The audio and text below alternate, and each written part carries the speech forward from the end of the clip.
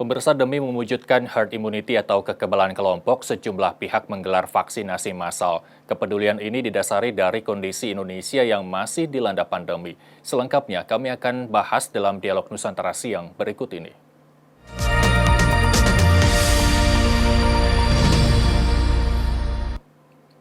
Dan untuk memperbincangkan hal tersebut, kami sudah terhubung dengan Letnan 1 CKM, Dr. Agung Andrew Richard Siboya dari Batalion Yonif Meka Raider 413 Bremoro 62 Kostrad. Selamat siang, Pak Agung.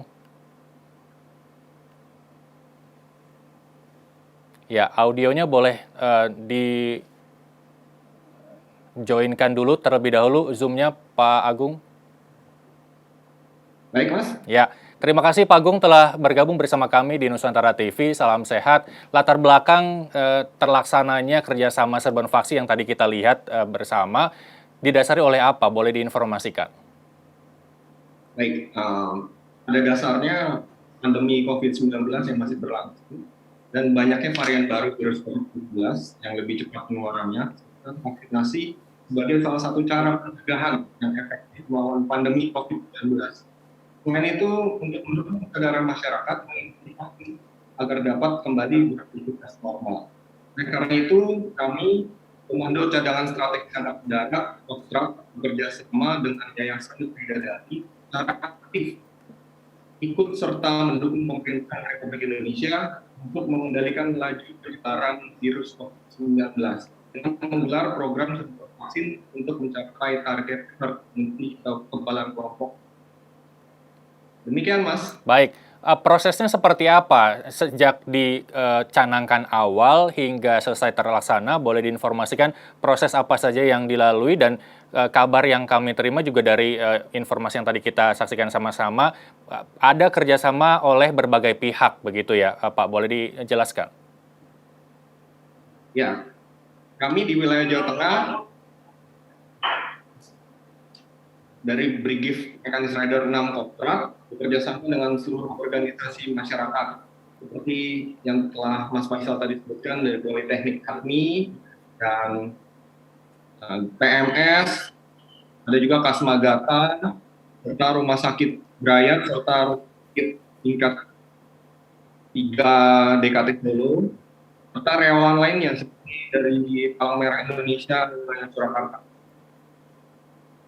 Baik, untuk proses pendekatan kepada mereka-mereka yang diajak kerjasama oleh pihak TNI ini, berapa lama prosesnya? Kalau kemarin, Mas Faisal, kita melaksanakan persiapan itu hanya seminggu untuk melaksanakan serbuan vaksin yang berlangsung 5 hari. Jadi akseptor yang tersedia dengan vaksin yang tersedia dengan jumlah target vaksin kita 15.000 yang terdiri dari dosis 1 dan dosis 2. Baik, dari jumlah itu berapa wilayah yang bisa terjangkau untuk mengikuti gelaran serbuan vaksinasi ini? Untuk cakupan wilayah kami Sukoharjo dan Surakarta, Mas. Baik, ini kedepannya akan berlangsung rutinkah atau memang ini pertama atau udah beberapa kali berlangsung, Pak?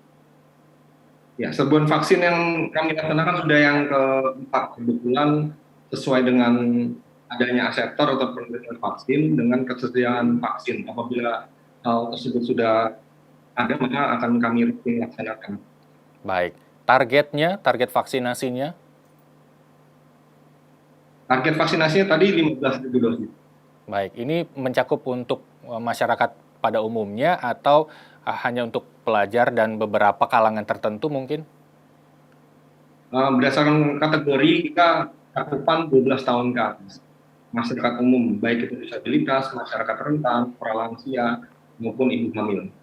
Baik, kalau untuk teknis pelaksanaan vaksinasinya kita tahu sudah berjalan secara sukses begitu ya. Kedepannya mungkin ada target seperti apa lagi? Mungkin vaksinnya ditambahkah atau cakupan wilayahnya juga diperluas? Untuk pelaksanaan yang kedepannya itu sudah baik. Jadi hanya pendataan saja yang kita perlukan untuk mengurangi suatu kerumunan. Kemarin pelaksanaan sudah baik sekali. sudah teratur sekali. Jadi semua daerah sentra-sentra vaksin sudah menerapkan pendaftaran online.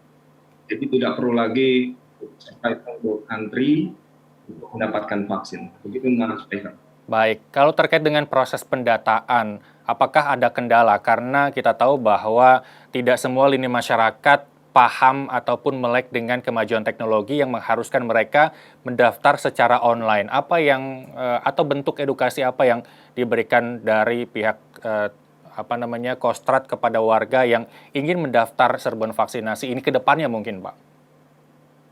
Ya, kami dari Kostrad bekerjasama dengan para Babinsa melalui Koramil serta pengurus desa sekitar melalui kelurahan dan kecamatan untuk mendata baik itu dengan online maupun door to door. Jadi tugas mendampingi menuju ke rumah-rumah untuk mendata secara manual apabila kita memiliki akses internet. Baik. Dan mungkin di wilayah Jawa Tengah, khususnya di wilayah cakupan Kostrad itu sendiri, ada warga yang mungkin lansia dan susah beraktivitas. Apakah nanti ke depannya juga akan ada serbuan vaksin yang sifatnya jemput bola, sehingga masyarakat yang tidak bisa beraktivitas keluar untuk mencapai lokasi vaksinasi bisa didatangi ke rumah begitu, Pak? Ya, betul sekali Mas Faisal. Saat ini sudah dilaksanakan dari Dinas Kesehatan wilayah sudah menyediakan mobil untuk vaksin. Jadi vaksin keliling sudah bisa dilaksanakan di sentra-sentra wilayah dekat rumah. Jadi tidak perlu khawatir apabila untuk masyarakat yang kesulitan untuk menjangkau sudah disediakan oleh pemerintah khususnya Dinas Kesehatan wilayah mobil vaksin keliling. Ya. Baik, kalau kita tahu bahwa target vaksinasi di Indonesia harus mencapai 80% untuk mencapai herd immunity atau kekebalan kelompok. Dari dua wilayah yang tadi Anda sebutkan, kalau dirata-ratakan, berapa besaran persentase masyarakat yang sudah divaksin dan belum divaksin, Pak? Secara umum Ya. saja mungkin. Betul, dari secara umum barusan tadi dari Kepala Dinas Kesehatan Sukoharjo sudah memberikan informasi data Dinas Kesehatan Provinsi Jawa Tengah untuk wilayah Sukoharjo dan Surakarta sudah lebih dari 70% yang divaksin. Baik, paling tidak hanya butuh 10% lagi untuk membentuk kekebalan kelompok di wilayah Sukoharjo dan mana tadi Pak kalau boleh diulang, Sukoharjo dan Sukoharjo dan Surakarta. Surakarta. Baik, kedepannya mungkin ada kerjasama antar pihak lain yang selain yang sudah melakukan kerjasama kemarin, Pak, rencananya mungkin ada pihak mana lagi yang akan digandeng untuk melakukan serbuan vaksinasi? Ya, kami kalau dari Kostrad itu sendiri kita bekerja sama dengan rumah sakit baik pemerintahan dan rumah sakit militer di sekitar area kita sendiri serta organisasi sosial seperti Parang Merah Indonesia dan organisasi lain. Baik, kalau untuk vaksin yang digunakan jenis apa pada saat serbuan vaksin kemarin, Pak? Ya, kita vaksinnya menggunakan vaksin Sinovac yang sudah diproduksi oleh PT Bio Farma dengan nama Coronavac. Baik, bagaimana dengan vaksin lain? Apakah ada kesulitan ataupun memang apakah wilayah Sukoharjo dan satu wilayah lain ini memang hanya didistribusikan vaksin jenis Sinovac saja? Bagaimana dengan vaksin jenis lain? Ya, vaksin jenis lain juga banyak didistribusikan. Untuk serbuan vaksin kami mendapatkan dari Komando Atas, distribusi dari provinsi itu sendiri dengan jenis Sinovac untuk serbuan vaksin. Baik, ada prosesnya seperti apa untuk dari pihak Kostrad mendapatkan distribusi vaksin dari pemerintah setempat? Ada kesulitan atau tantangan seperti apa yang bisa diinformasikan, Pak? Untuk kendala tidak ada. Untuk vaksin dari Kementerian Kesehatan Republik Indonesia sudah mendistribusikan sangat banyak sekali untuk sasaran di wilayah-wilayah khususnya Jawa Tengah. Jadi kami hanya mengajukan jumlah dosis sesuai dengan jumlah sasaran, kemudian dari Kementerian Kesehatan akan mengirimkan ke Dinas Provinsi dan Dinas Provinsi Jawa Tengah akan memberikan kepada kesehatan wilayah Dan hal ini Kesdampak di Ponorogo, kemudian kita mendapatkan vaksinnya dari Jawa Tengah. Baik. Jaminan keamanan vaksinnya seperti apa, Pak? Untuk jaminan keamanan vaksin untuk jenis vaksin Sinovac sampai saat ini untuk reaksi KIPI-nya atau kejadian ikutan pasca imunisasinya cukup rendah. Untuk beberapa kali serbuan vaksin untuk gejala telah diberikan itu sementara ini tidak ada. Baik. Walaupun ada yang juga ada nyeri di tempat pendidikan, tapi sangat jarang sekali. Baik, dari 4 kali serbuan vaksin mungkin ada informasi apa terkait dengan observasi yang dilakukan oleh tim serbuan vaksin dari Kostrad ini? Apakah ada menemukan gejala-gejala yang memang bisa dikatakan sedang menuju ke arah parah sehingga harus mendapatkan pertolongan medis yang lebih serius mungkin begitu, Pak? Tidak ada. Sampai saat ini tidak ada laporan untuk gejala pasca imunisasi ke arah berat, tidak ada. Semuanya ringan dan tidak ada efek samping yang terjadi selama 4 bulan. Baik, Pak Agung, kita akan break sejenak, namun sebelumnya kami akan mengonfirmasi apakah bentuk kesadaran dari masyarakat di Solo, Jawa Tengah ini sudah terbentuk sehingga tidak ada penolakan untuk menjalani vaksinasi COVID-19, tapi usai jeda berikut, Pak, kami akan segera kembali usai jeda.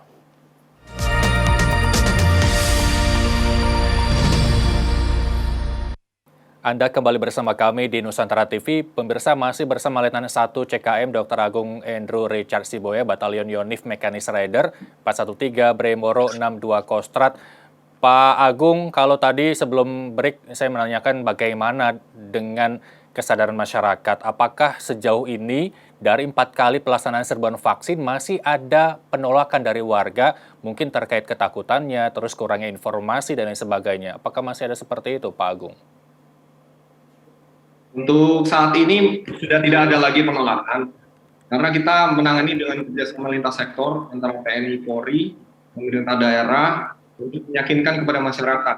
Kita melakukan suatu promosi kesehatan, kita mensosialisasikan betapa pentingnya protokol kesehatan serta penggunaan masker serta vaksinasi di daerah-daerah wilayah bahwa hal tersebut aman dan sangat berfungsi dan penting sekali untuk menanggulangi COVID-19. Baik, kalau tidak adanya penolakan, paling tidak ada strategi ataupun cara pendekatan terhadap warga yang mungkin nantinya ketika akan dilaksanakan serbuan vaksinasi berikutnya ada yang menolak nih Pak. Bagaimana cara pendekatannya? Jadi yang pertama yang dilakukan itu membutuhkan suatu namanya promosi kesehatan, Mas Faisal. Jadi kami juga bekerja sama dengan Dinas Kesehatan untuk mensosialisasikan pengetahuan tentang apa itu virus COVID-19, dampaknya, gejalanya, serta efeknya apabila tidak diatasi pengobatannya. Nah, dalam hal ini masyarakat sekitar yang